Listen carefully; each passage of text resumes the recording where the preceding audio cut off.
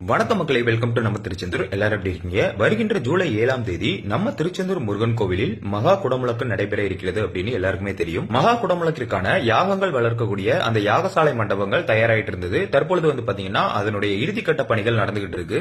மொத்தம் 8000 சதுர அடி பரப்பளவுல 79 அந்த யாகங்கள் வளர்க்கக்கூடிய குண்டங்களுடன் நம்ம திருச்செந்தூர் முருகன் கோவில் ராஜகோபுரத்திற்கு வலப்பக்கம் சும்மா பிரம்மாண்டமா தயார் பண்ணிட்டு இருக்காங்க. யாகசாலையை சுற்றி இருக்கக்கூடிய வெளிப்புற மண்டபத்தின் ஒவ்வொரு நுழைவு வாயிலும் அதனுடைய தூண்கள் யாழி அப்படின்னு சொல்லக்கூடிய ஒரு பழங்கால மிருகத்தினுடைய அமைப்பினை வச்சு நுழைவாயில் அமைச்சிருக்காங்க. உட்புற தூண்களின் எல்லா பகுதிகள் மற்றும் சுவர்களையுமே கோல்டன் கலர்ல ஒரு பேப்பர் ஒட்டி சும்மா தகத்தகன் மின்ற மாதிரி ஒரு செட்டு போட்டிருக்காங்க. அது மட்டும் இல்லாம இதனுடைய சுவர்களில் 6 படை வீடுகளில் இருக்கக்கூடிய முருகனின் சித்திரத்தை ஓவியமா வரைஞ்சிருக்காங்க. யாகசாலை மண்டபத்தின் மற்ற சுவர்கள் மற்றும் உட்புறம் இருக்கக்கூடிய சிற்பங்கள் சிலைகளுக்கு எல்லாமே வண்ணமயமான கலர்கள் பூசப்பட்டு பாக்குறதுக்கே சும்மா வண்ணமயமா காட்சியளிக்குது. யாகசாலை மண்டபத்தின் மையப்பகுதியில் ஆமை வடிவிலான ஒரு சிற்பம் ஏற்படுத்தி அதன் மேல் நாகராஜா படம் எடுத்து ஆடுவது போலும் மற்ற மிருகங்கள் அமர்ந்திருப்பது போலும் ஒரு அமைப்பை ஏற்படுத்தியிருக்காங்க. பாக்குறதுக்கே ரொம்ப சூப்பரா இருக்கு. நீங்க வேணா பாருங்க. யாகசாலை முடிஞ்சதுக்கு அப்புறம் நீங்க பாத்துக்கிட்டு இருக்கக்கூடிய இந்த சிற்பம் ஒரு போட்டோ ஸ்பாட்டா மாறும். பாக்குறதுக்கு அவ்வளவு அழகா இருக்கு.